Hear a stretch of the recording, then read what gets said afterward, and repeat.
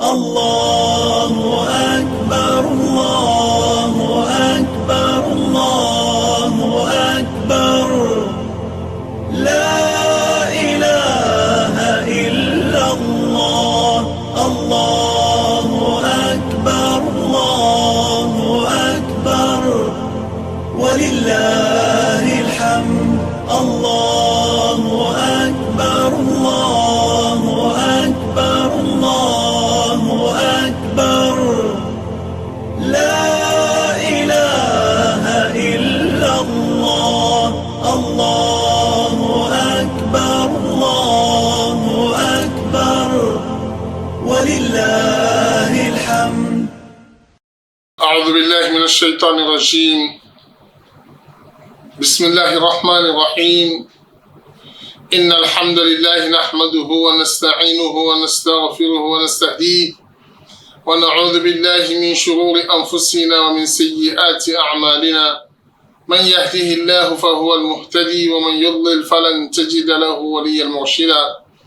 وأشهد أن لا إله إلا الله وحده لا شريك له وأشهد أن سيدنا وحبيبنا وقدوتنا محمدا عبد الله ورسوله صلى الله عليه وعلى آله وصحابته ومن اهتدى بهديه إلى يوم الدين. أما بعد. Toute la louange et la gloire à Allah, le créateur de l'univers, le Seigneur des mondes, le miséricordieux, le tout miséricordieux, le très miséricordieux. Que la paix, le salut et la bénédiction d'Allah soit sur le prophète Mohammed sallallahu alayhi wa sallam, sur sa famille, sur ses compagnons et sur tous ceux qui suivront ses enseignements jusqu'au jour du jugement dernier. Chers téléspectateurs, nous vous adressons la salutation de l'islam, la salutation du paradis, la salutation éternelle et de l'éternité. Nous vous disons assalamu alaikum wa rahmatullahi wa barakatuh. Que la paix et la bénédiction d'Allah soient sur vous et que le Seigneur Allah vous comble de ses bienfaits, de sa grâce, qu'il vous assiste dans vos affaires, dans vos activités, qu'il nous pardonne tous nos péchés et qu'il nous oriente tout au long de notre vie vers le bon et le droit chemin. Chers fidèles, nous voulons aborder aujourd'hui un sujet qui concerne particulièrement les commerçants, c'est-à-dire les caractères d'un bon commerçant, d'un commerçant croyant. Qu'est-ce que l'islam nous enseigne par rapport au commerce et qu'est-ce que l'islam demande et recommande pour un commerçant et quelle est la place d'un commerçant dans l'islam auprès d'Allah subhanahu wa ta'ala, auprès du prophète Mohammed sallallahu alayhi wa sallam, dans la vie ici-bas et dans l'au-delà. Chers téléspectateurs, il faut savoir d'abord que l'islam a mis un accent particulier sur le commerce et a considéré le commerce comme étant l'un des moyens licites pour pouvoir gagner de l'argent. Halallahu al-bay'a wa harrama al-riba. Allah subhanahu wa ta'ala a recommandé et a rendu licite le commerce. Dans ce sens, le prophète Muhammad sallallahu alayhi wa sallam nous a fait savoir que les commerçants sont en deux catégories. Il y a des commerçants pieux, des bienfaiteurs parmi les commerçants.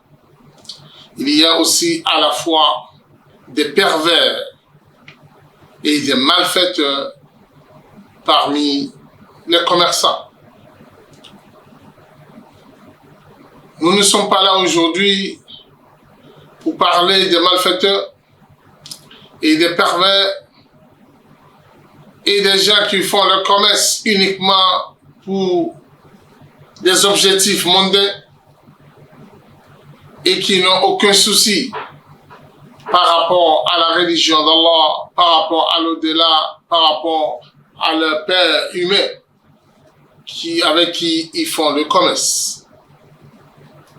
Nous voulons aborder aujourd'hui cette catégorie des commerçants pieux, des commerçants qui font leur commerce avec Allah subhanahu wa ta'ala et qui considèrent le commerce comme étant l'un des moyens d'adoration et une manière pour pouvoir se rapprocher davantage d'Allah subhanahu wa ta'ala.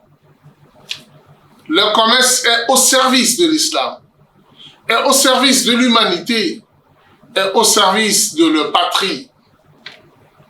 Le commerce sert à coopérer dans le bien et dans la crainte d'Allah subhanahu wa ta'ala et à épargner les pauvres, les démunis, ceux qui sont dans le besoin, à les épargner de la difficulté auxquelles ils sont confrontés.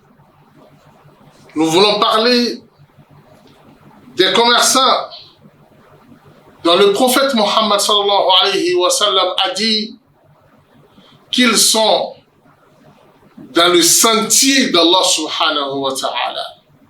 Car le prophète nous dit dans le hadith, celui qui sort pour le commerce et n'a qu'un objet, il n'a d'autre objectif que de s'abstenir du haram, des illicites, des péchés, et sur le sentier d'Allah subhanahu wa ta'ala. C'est comme s'il est en train de lutter pour la religion d'Allah subhanahu wa ta'ala. Le prophète dans le même hadith nous enseigne que celui qui sort pour le commerce et son objectif est de nourrir ses enfants ou nourrir ses deux parents, ce dernier est sur le sentier d'Allah subhanahu wa ta'ala.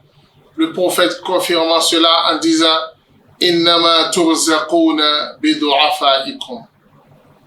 Tout ce que vous gagnez dans vos commerces, vous le gagnez grâce à la prière de ceux-là que vous avez laissés derrière vous, en l'occurrence vos parents, vos épouses et vos enfants. Alors dans ce sens, nous allons d'abord tirer que le commerce pour nous en islam est recommandé par Allah subhanahu wa ta'ala, par son messager, et le prophète Muhammad sallallahu alayhi wa sallam nous parle des commerçants pieux, des commerçants véridiques, des commerçants honnêtes. Parmi les musulmans, le prophète nous dit que leur récompense auprès d'Allah subhanahu wa ta'ala sera la même récompense des martyrs. Dans un autre hadith, le prophète Muhammad sallallahu alayhi wa sallam nous dit que le commerçant véridique, honnête, musulman, va se retrouver le jour du jugement dernier à côté des messagers d'Allah, des gens véridiques, des martyrs et des bienfaiteurs. Puisque le commerce en islam, c'est un acte d'adoration. Surtout si le commerçant meuble tout son temps de commerce, meuble cela par le dhikr, par le rappel d'Allah subhanahu wa ta'ala, Allah subhanahu wa ta'ala dans le Coran honorant les vrais commerçants, les commerçants bienfaiteurs.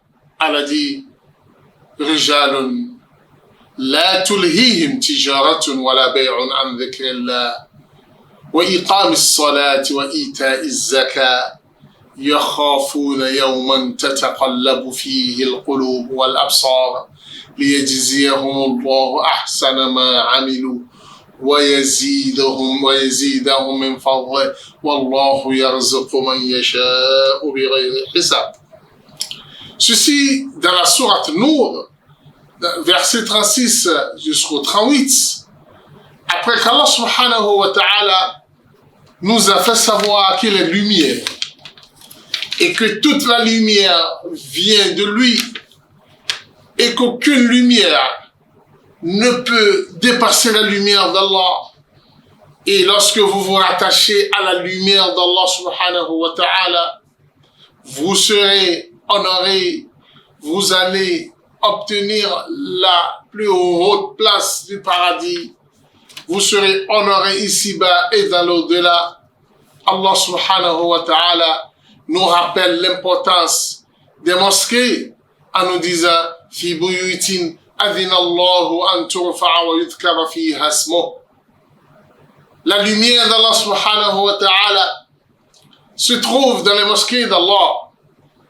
Et dans ces mosquées, Allah subhanahu wa ta'ala a recommandé que ces mosquées soient bien élevées, puisque dans cet endroit,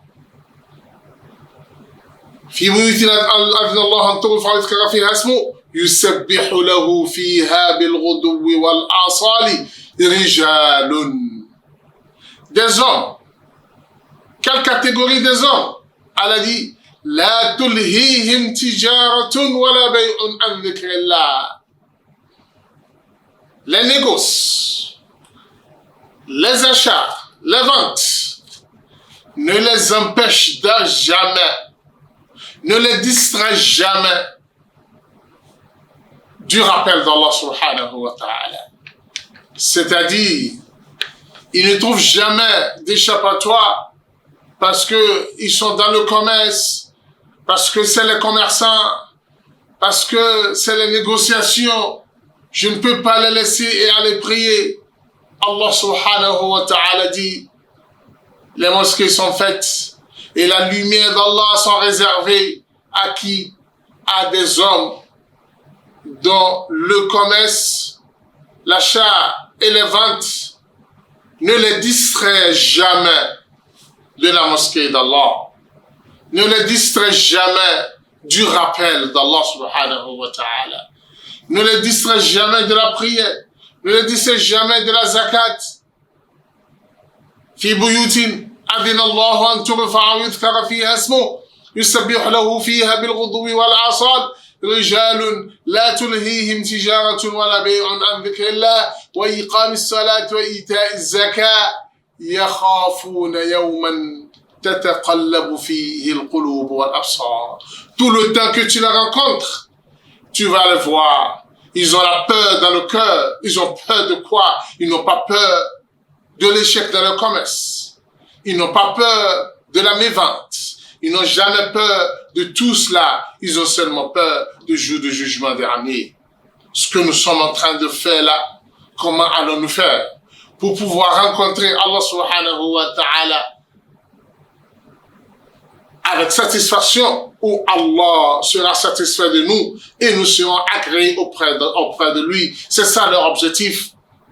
Ils ont peur de ce jour parce que ils connaissent bien le châtiment qui attend le commerçant qui n'est pas honnête, le commerçant qui n'est pas véridique. Dans ce sens, ce qu'il faut savoir, c'est que l'islam exhorte un commerçant avant de se lancer dans le commerce, qu'il connaît bien les enseignements de l'islam par rapport au commerce. Omar ibn al-Khattab radiyallahu ta'ala anhu disait لا يبيع في أسواقنا إلا من يفقه ديننا. Omar dit, il n'est permis à personne de venir faire le commerce dans nos marchés sans que ce dernier ne comprenne rien de notre religion. Ce qui veut dire que la première condition pour un commerçant musulman avant de se lancer dans le commerce, ce n'est pas de l'argent, le capital. Ce n'est pas la grande expérience dans le domaine du commerce. C'est d'abord la recherche du savoir et la connaissance de ce que l'islam dit par rapport au commerce. Le commerçant qui a son capital, le commerçant qui a le savoir-faire par rapport au commerce, s'il n'a pas le savoir par rapport à la religion d'Allah, il risque de perdre tout. Il risque de regretter ce commerce-là, ici-bas et dans l'au-delà. Parce que, sans que vous ne connaissez pas qu'est-ce que l'islam dit de l'usure, qu'est-ce que l'islam dit de la dette, quel genre de commerce autorisé en islam, qu'est-ce qu'il faut vendre, qu'est-ce qu'il faut vendre, qu'est-ce qu'il ne faut pas vendre, qu'est-ce qu'il faut acheter, qu'est-ce qu'il ne faut pas acheter, quels sont les produits autorisés pour le musulman dans la société. Sans connaître cela, vous risquez de tomber dans le haram et vous allez penser que vous êtes en train de faire le halal et que vous êtes sur la bonne voie alors que vous êtes déjà éloigné de la voie d'Allah subhanahu wa ta'ala. Le commerce qui est censé vous rapprocher d'Allah et vous amener à être à côté du prophète Mohammed sallallahu alayhi wa sallam, de tous les prophètes et des véridiques, va vous amener dans l'enfer parce que vous ne connaissez pas les droits des musulmans par rapport au commerce. Qu'est-ce qu'il faut faire dans nos marchés? Qu'est-ce qu'il ne faut pas faire? Vos objectifs seront les objectifs mondains et vous n'allez pas comprendre ce que l'islam vous exige par rapport au commerce. C'est pourquoi il est important pour le musulman, avant de se lancer dans le commerce, d'étudier ce que l'islam dit par rapport au commerce et de savoir qu'est-ce qu'il faut faire et comment il faut le faire pour obtenir la satisfaction d'Allah subhanahu wa ta'ala dans le commerce. Tout ce que vous allez gagner dans le commerce, sachez que c'est une grâce d'Allah subhanahu wa ta'ala et Allah, le jour de jugement dernier, va vous interroger. Allah vous interrogera par rapport à l'argent que vous aviez gagné. D'où est-ce que vous l'aviez obtenu? Comment est-ce que vous l'aviez gagné? Et où est-ce que vous l'aviez dépensé? Et comment est-ce que vous l'aviez dépensé? Ces 4 questions vous seront posées le jour du jugement dernier. Alors, il faut que le musulman sache que le commerce qu'il veut faire nécessite une connaissance de base dans sa religion.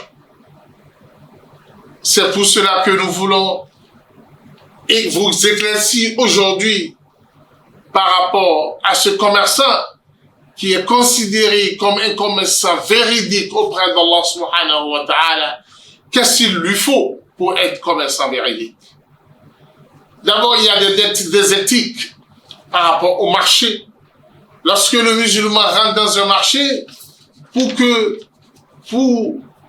qu'il gagne la bénédiction du marché, il lui faut quelques enseignements. Le musulman, lorsqu'il rentre dans le marché, il lui est recommandé de dire La ilaha illallah, wahdahu la sharika la, lahu al-mulk, wa lahu al-hamd, yuhyi wa yumit, wa huwa ala kulli shay'in qadir. Le musulman qui arrive à prononcer ce mot avant de rentrer dans le marché sera à l'abri de tous les satans qui vivent à l'intérieur du marché. Puisque le marché est l'endroit préféré du Satan et de ses alliés.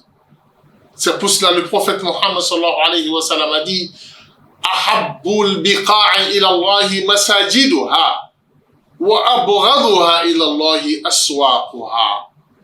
Les endroits les plus aimés par Allah subhanahu wa ta'ala sur la terre, c'est les mosquées. Tandis que les lieux les plus détestés et mépris par Allah subhanahu wa ta'ala sont les marchés. Puisque c'est le lieu par excellence pour le shaitan et ses alliés. C'est le lieu où les gens ont toujours tendance à faire du mal à l'autrui, aux autrui, à ne pas respecter les enseignements d'Allah subhanahu wa ta'ala. C'est pour cela que lorsque le musulman veut y rentrer, qu'il commence d'abord par le zikr pour pouvoir s'éloigner de lui, le shaitan et ses alliés. Et lorsque vous rentrez dans le marché, il vous est recommandé de saluer tout le monde. Tout le monde. Quiconque vous rencontrez, saluez-le comme les compagnons du prophète Mohammed sallallahu alayhi wa sallam ont l'habitude de le faire. Lorsque vous êtes à l'intérieur du marché, il vous est recommandé d'enseigner le convenable et d'expliquer aux gens les blâmables. Lorsque vous constatez que quelqu'un est en train de faire du mal, en train de gruger, rapprochez-vous de lui, donnez-lui du bon conseil. Ça fait partie de votre attribution à l'intérieur du marché. L'islam vous le recommande. Ne criez pas. Ne vous comportez pas de manière à emmerder les autres, à amener des soucis à vos voisins dans le marché. Le musulman à l'intérieur du marché doit avoir un excellent comportement. Un excellent comportement, le comportement qui va l'amener à être aimé par ceux qui sont à l'intérieur du marché et qui vont le reconnaître comme étant un meilleur homme. Ça, c'est les enseignements de l'islam. C'est ce qu'Allah nous recommande. C'est ce que le prophète Mohammed sallallahu alayhi wa sallam nous enseigne. Et le musulman doit tout le temps se présenter comme un modèle. Walakum fi rasulillahi uswatun hasana.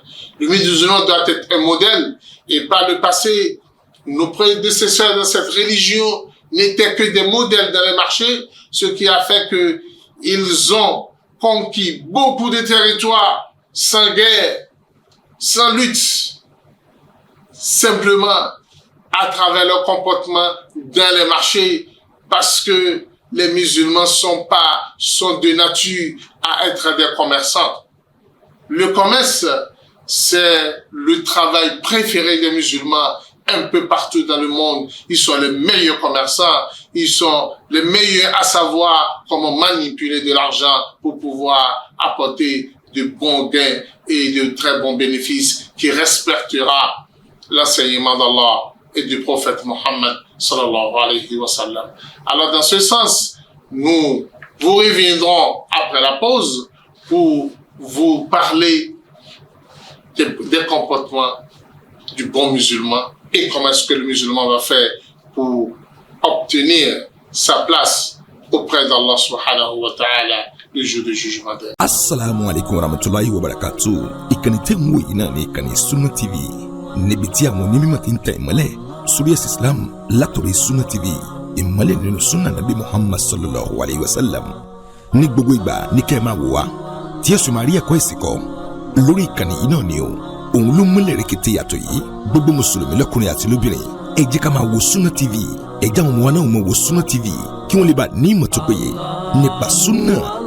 Ìkànnì tó ń tàn mọ́lẹ̀ sínú ẹ̀sìn ni Sunna TV Yorùbá. Ẹ máa wò wá ní gbogbo ìgbà kẹ́sì máa kọ́ ẹ̀kọ́ tó péye nípa Sunna. Alhamdulillah, wa salatu wa salam ala rasulillah wa alihi wa sahbihi wa sallam. Nous vous souhaitons encore la bienvenue à cette émission qui traite les bons comportements d'un commerçant. Et qu'est-ce qu'il faut pour un commerçant? pour pouvoir être agréé par Allah subhanahu wa ta'ala. Lorsque nous parlons de commerce, ce n'est pas un domaine où la théorie est très très utile. C'est un commerce de pratique. Et que tout ce que nous allons aborder en matière de commerce, il faut des exemples pratiques pour que le commerçant puisse appréhender de quoi nous parlons. C'est pourquoi, lorsque un savant était en train de s'adresser à un commerçant, le commerçant lui a dit « Je veux connaître tout ce que tu me dis à travers les pratiques, parce que les théories sont difficiles à comprendre pour un commerçant. » C'est dans ce sens que nous allons essayer avec vous d'aller pas à pas dans ces comportements des commerçants en s'appuyant sur des événements qui se sont produits dans la communauté islamique par le passé.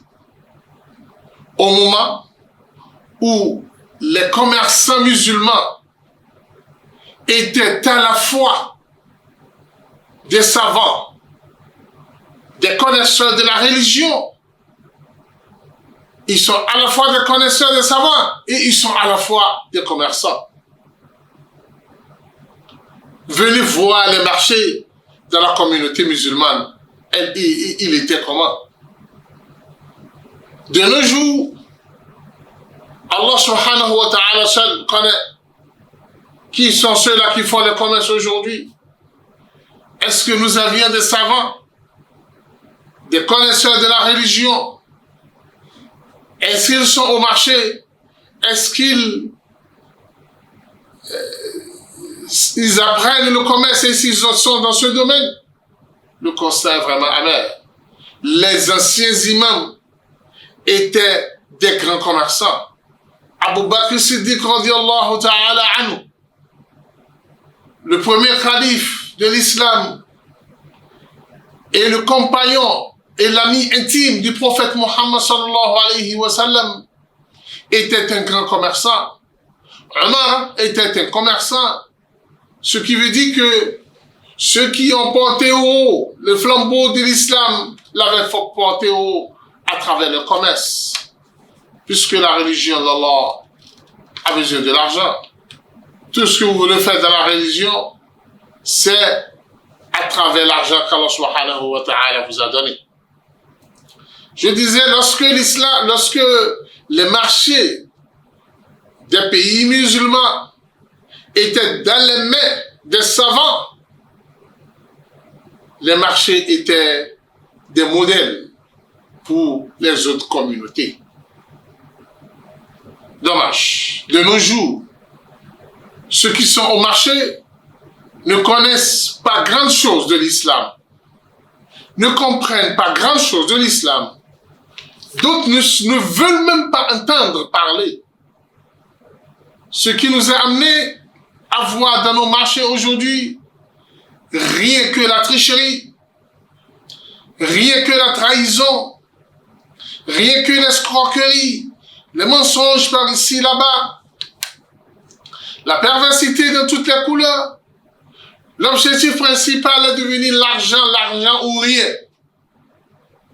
Par quel moyen nous allons gagner beaucoup de bénéfices, il faut l'adopter. C'est ce que nous vivons aujourd'hui. C'est le constat d'aujourd'hui, à part quelques rares personnes qui ont compris et qui se sont donnés à la religion d'Allah subhanahu wa ta'ala.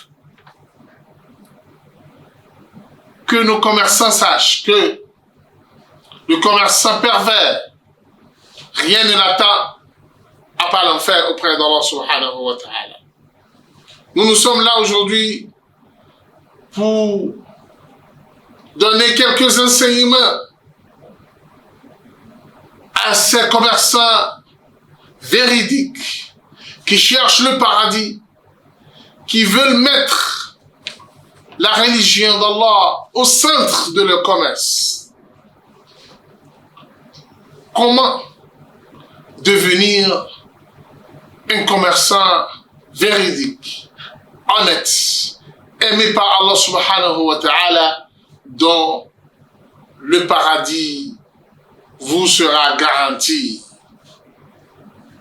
Je vais d'abord citer quelques principes pouvant vous aider à obtenir cette place auprès d'Allah. Premièrement, le commerçant doit aimer le bien pour son prochain comme il l'aime pour lui-même. Ceci confirme le hadith du prophète, ceci est confirmé par le hadith du prophète Mohammed sallallahu alayhi wa sallam, où le prophète dit la yuminu ahadukum hatta yuhibba li akhihi ma yuhibbu li nafsihi. Aucun d'entre vous ne sera croyant complet, n'aura une foi complète sans que celui-ci n'aime pas pour son frère ce qu'il aime pour lui-même. D'abord, ça, c'est le premier principe de l'islam. L'amour du prochain, l'amour de l'autre. Et Allah subhanahu wa ta'ala nous dit Ya qawmi, awful mikyal wal mizana bil qist.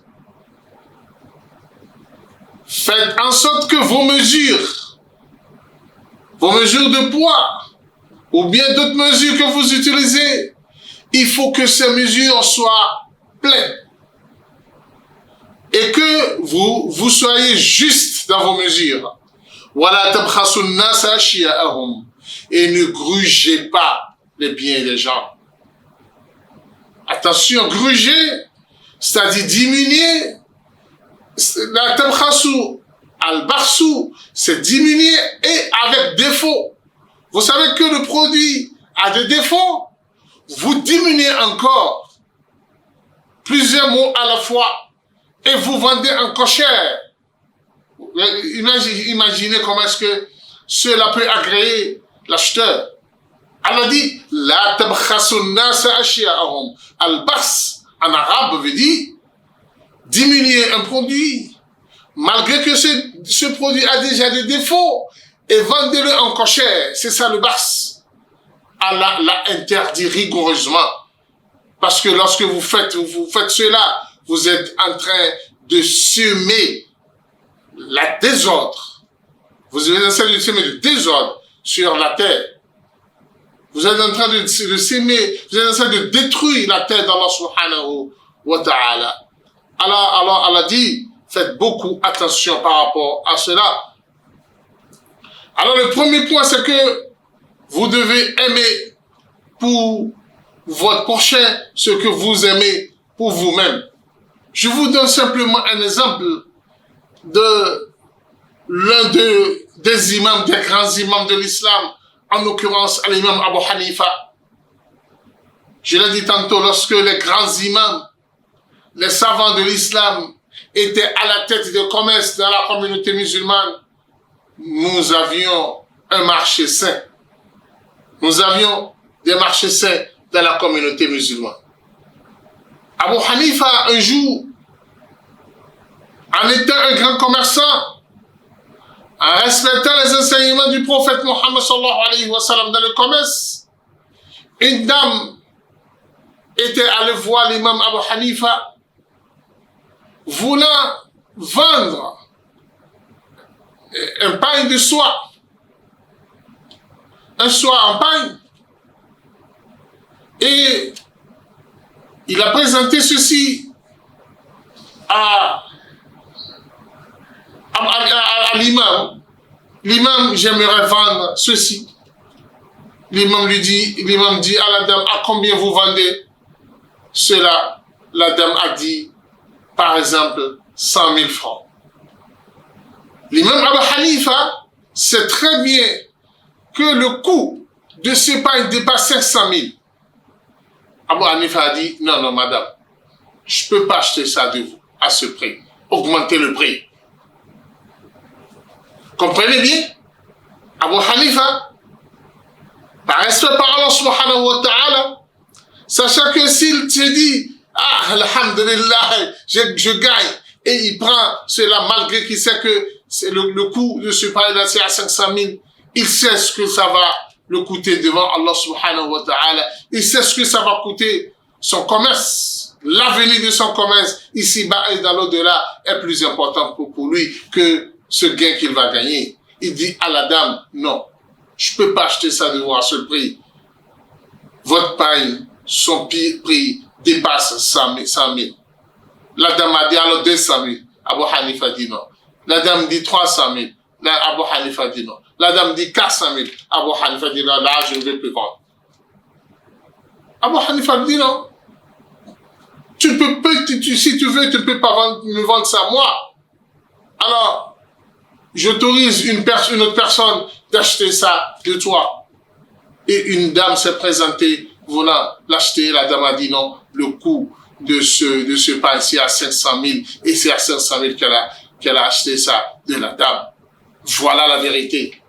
Voilà l'amour du prochain. Puisqu'il sait que cette dame découvrira tôt ou tard le prix réel de ce qu'elle voulait vendre. Et si elle découvre que l'autre l'a grigé, la renommée de l'imam sera gâtée et l'imam ne sera plus considéré. Et déjà, auprès d'Allah subhanahu wa ta'ala, l'imam va perdre sa valeur. Voilà comment est-ce que les gens vivaient et comment est-ce qu'ils aimaient pour le prochain ce qu'ils aimaient pour eux-mêmes. Deuxième principe pour un vrai commerçant, un commerçant croyant qui cherche le paradis, c'est la tolérance. Lors de la vente et lors de l'achat, et même aussi lorsqu'il veut recouvrir la dette.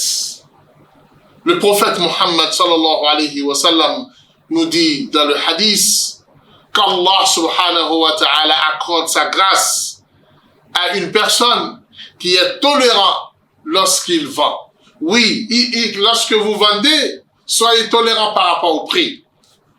Soyez tolérant par rapport au prix. Vous échangez avec l'acheteur. Ne soyez pas rude par rapport au prix. Non, j'ai déjà dit. Non, je ne discute plus. Ah non, moi, je ne suis pas là pour ça. Et vous êtes rude, vous êtes tellement dur face à l'acheteur. L'islam vous dit non. Le vendeur aussi doit être tolérant par rapport au produit qu'il veut acheter. Il ne faut pas qu'il soit très, très exigeant. Il exige tout jusqu'à ce que le vendeur se sente fatigué de lui. Non.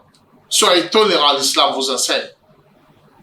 Tolérant lorsque vous voulez recouvrir votre argent auprès de celui qui l'a acheté à crédit chez vous. Il a acheté à crédit et le moment de paiement est arrivé, mais le monsieur est en difficulté. Le monsieur est en difficulté et cela n'est pas négligence de sa part, mais c'est le commerce. Il arrive des moments durs pour le commerçant où il n'arrive pas à s'en sortir. L'islam vous demande fanaviratun ila maïsara. Fanaviratun ila maïsara, accordez-lui quelques temps de plus pour qu'il puisse vous apporter votre argent. Ne vous mettez pas sur sa tête en disant non, maintenant, alors que vous sachez qu'il n'a pas de moyens pour pouvoir payer, ou bien vous allez commencer par saisir ses produits. Lorsque vous saisissez ses produits, où est-ce qu'il va trouver de l'argent pour vous payer par la suite? C'est compliqué. C'est pourquoi l'islam nous enseigne cette tolérance. Un jour, vous allez voir la tolérance dans la vie des croyants. Le prophète Mohammed sallallahu alayhi wa sallam dans le hadith nous a raconté l'histoire d'un événement qui s'est produit par le passé pendant au temps des enfants d'Israël. Le prophète Mohammed sallallahu alayhi wa sallam a dit, un homme a acheté un terrain chez quelqu'un. Et après avoir acheté le terrain, il a commencé par travailler ce terrain-là. Et il a trouvé un trésor dans le terrain. Un trésor, un or. Ah, il a dit ça, soyons francs. soyons honnêtes. Le vendeur qui m'a vendu cette terre ne me l'a pas vendu avec ce trésor. Alors, je dois lui ramener son trésor. Il a appelé le propriétaire du terrain. Il en lui disant, viens voir ce que j'ai vu. Ça ne rentrait pas dans la condition de la vente. Ah, le dernier dit, je ne connaissais rien de cela. C'est toi qui l'as découvert. Et c'est pour toi. Moi, je t'ai vendu déjà le terrain et tout ce qui est là-dessus. Ah, l'autre dit, non, mais c'est pas pour moi. L'autre aussi dit que ce n'est pas pour lui. C'est ça la tolérance. Les gens ne sont pas avides du bien et ne cherchent du bien par tous les moyens. Ils sont tout le temps satisfaits du peu qu'Allah subhanahu wa ta'ala leur accorde. Ils sont obligés d'aller voir un juge. Le juge les a écoutés tous deux. Le juge ne sait pas comment trancher entre les deux. Et le juge les a recommandé ceci. Toi, est-ce que tu as une fille ou bien un garçon? Toi, tu as une fille ou bien un garçon? Celui-ci a dit, j'ai une fille. L'autre a dit, j'ai un garçon. Le juge les a recommandé de célébrer le mariage entre leur fils et leur fille et de dépenser l'argent sur les deux. Alors, ce serait un partage de façon indirecte. Imaginez la sagesse des gens par le passé. Imaginez l'amour que les gens avaient entre eux et la tolérance dans laquelle les gens vivaient par le passé. Quel bon juge, quel juge qui aime les gens et non le juge qui s'aime lui-même. Regardez comment il a tranché et de façon très concrète et il a amené les deux à bénéficier de ce trésor. Ousmane ibn Affan, le troisième calife de l'islam, un jour a acheté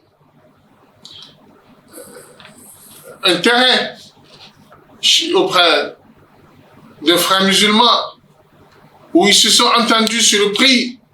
Mais le vendeur dit à Ousmane, j'aimerais que tu m'ajoutes tel montant. Oui, je suis d'accord avec le prix, mais malgré ça, je veux que tu m'ajoutes tel montant.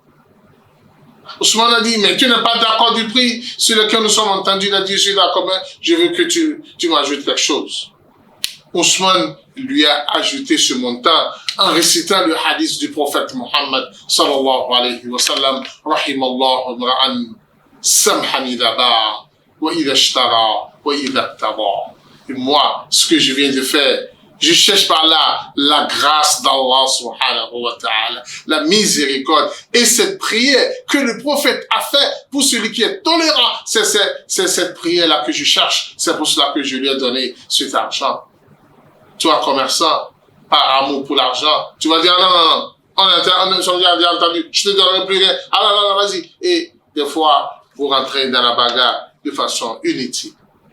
Troisième principe important pour un vrai commerçant, c'est la vérité dans la transaction.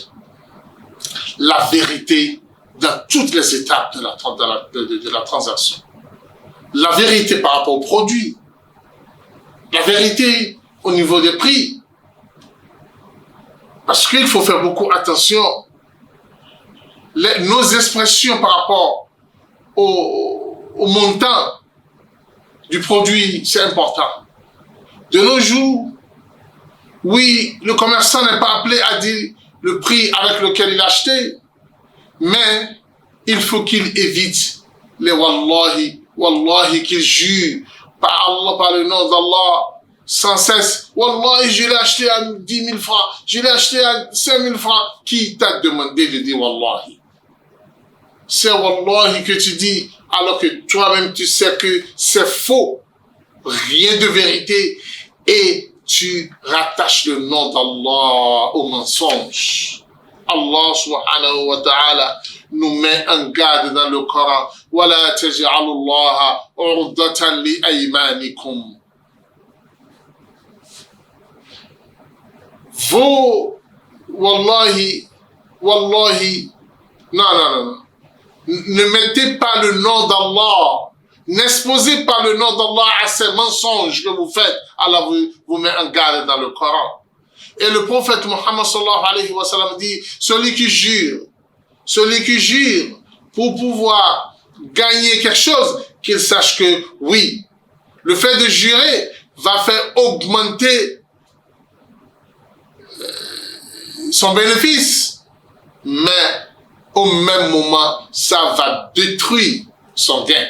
Ça va détruire son gain, ça va l'amener à zéro. Et le prophète Mohammed sallallahu alayhi wa sallam dit, les 3 personnes le jour du jugement dernier, Allah ne va pas les regarder, Allah ne va pas parler avec eux et ne leur accordera aucune miséricorde. Il a cité parmi ceux-là, pas parmi eux, celui-là qui augmente son gain par wallahi, mensongère. Ceux-là ne gagneront jamais la place auprès d'Allah. 4e principe, c'est la satisfaction en matière de bénéfice. Le commerçant est là pour gagner des bénéfices. Nous sommes d'accord. Mais il faut que les bénéfices soient réalistes et non bénéficier de façon exagérée. Il a déjà gagné 100%. Malgré ça, il cherche encore à gagner plus. Chers téléspectateurs, chers commerçants, nous ne vous refusons pas de gagner de bénéfices. Vous pouvez gagner jusqu'à 100%. Mais faites attention. Il faut que vos bénéfices soient sains et soient bénis par Allah subhanahu wa ta'ala. Ne faites pas du mal à vos prochains à travers le bénéfice. C'est-à-dire, soyez véridiques.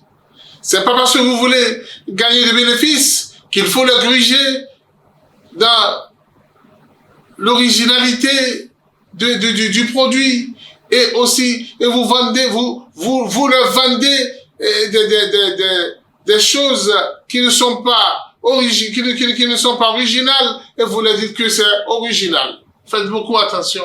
Ça risque de vous faire perdre les bénéfices que vous avez gagnés. Tirez leçon de ceux qui nous ont précédés dans cette religion. Il y a des gens, quand il y avait un monsieur par le passé, il a acheté, il a envoyé dans une ville tout un bateau de blé et en disant à ses agents, arrivez là-bas, vendez-le automatiquement. Lorsque les agents sont arrivés, on les a dit que, tel que le marché dit là, on pense que la semaine prochaine, le prix va augmenter. Si tu retardes un peu et tu vends la semaine prochaine, tu vas beaucoup gagner.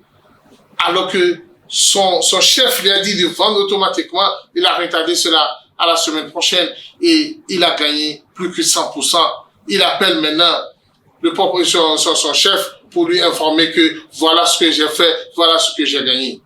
Le chef lui dit, je ne t'ai pas envoyé pour thésauriser l'argent.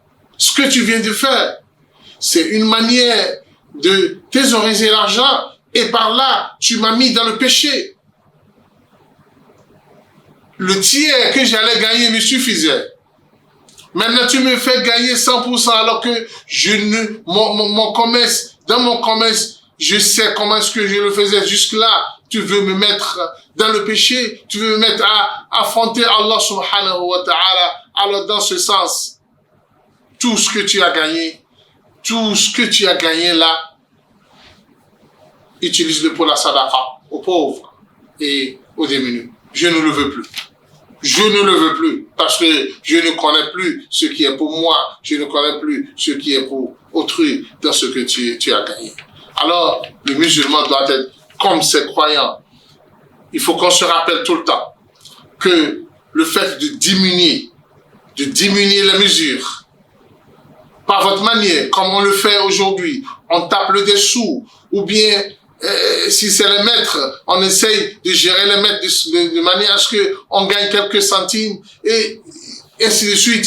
Les sacs du riz, on essaie de percer pour pouvoir diminuer le kilo. Après, vous vendez, vous dites aux acheteurs que c'est 25 kilos, alors qu'en réalité, c'est déjà 23 kilos. Sachez que tous ceux qui l'ont fait par le passé ont perdu leur commerce et ici-bas, et le jour, quand ils sont dans l'agonie, ils veulent quitter ce bas monde, ils n'arrivent jamais à prononcer de la ilaha illallah. Si quelqu'un dit la ilaha illallah à côté d'eux, pour qu'ils puissent le prononcer, ils n'arrivent jamais à le prononcer. Si vous le faites ainsi, ce sera aussi votre sort. C'est-à-dire, vous allez quitter, vous aurez une mauvaise fin. Vous n'allez pas bien finir ce bas monde. Nous avions beaucoup d'exemples. Un imam nous rapporte que un jour, un commerçant voulait mourir. Il s'est rapproché de lui et il est en train de lui dire la ilaha illallah, la ilaha illallah. Le dernier n'arrive pas à prononcer alors qu'il le connaissait comme étant une bonne personne, une personne qui était rattachée à Allah subhanahu. Il n'arrive pas à le prononcer. Vraiment étonnant. Il prie Allah subhanahu wa ta'ala pour lui. Allah lui a accordé quelques faveurs et il s'est recouvré. Il s'est recouvré. L'imam m'a dit, mais je lui ai posé la question, je lui ai dit, mon frère, tout de suite, j'étais en train de dire la ilaha illallah parce que l'état où tu étais, c'était grave. Il dit oui, j'étais dans le coma. J'étais dans le coma et je n'arrive pas à prononcer. J'entendais bien que Dieu me disait la ilaha illallah. Je n'arrive pas à prononcer parce que mes balances que j'utilisais se sont posées sur ma langue, m'empêchaient de prononcer de la ilaha illallah. Ces balances m'empêchaient. Mais l'imam dit, mais je te connais comme étant un homme honnête. Il dit, j'étais honnête. C'est vrai, j'étais honnête. Je ne grugeais pas, mais je ne révisais pas mes balances. Je ne révisais pas mes balances. Simplement, lui ne révisait pas. Et voilà son sort. Toi, tu sais bien ce que tu fais. Qu'Allah subhanahu wa ta'ala nous pardonne. Qu'Allah nous pardonne. Qu'Allah nous pardonne. Il est temps que vous changiez très tôt. Parce que Allah a dit dans le Coran, Wailun lil mutaffifin. الذين إذا اكتالوا على الناس يستوفون وإذا كالوهم أو وزنوهم يخسرون ألا يظن أولئك أنهم مبعوثون ليوم عظيم يوم يقوم الناس لرب العالمين. Ceux qui diminuent les mesures, Allah subhanahu wa ta'ala dit malheur à eux. Ceux-là, quand ils veulent vendre aux gens, ils diminuent les choses, ils diminuent la mesure. Au moment où ils veulent acheter, ils assurent que les mesures sont justes à leur niveau. Ceux-là n'ont pas peur du jour de jugement dernier. Le jour où ils vont se tenir debout devant Allah subhanahu wa ta'ala, où Allah va les interroger sur tout ce qu'ils ont fait. Qu'Allah subhanahu wa ta'ala nous préserve contre tout malheur. Qu'il fasse que nous finissons notre vie dans de très bonnes conditions et que la vie ici-bas ne soit pas un entrave pour nous face à Allah le jour du jugement dernier et que notre chemin vers le paradis soit un chemin droit sans aucune ambiguïté. Subhanak Allahumma bihamdik nashhadu la ilaha illa anta nastaghfiruka wa natubu ilayk. Allahu akbar, Allahu akbar, Allahu akbar. La ilaha illa Allah. Allahu akbar, Allahu akbar. Walillah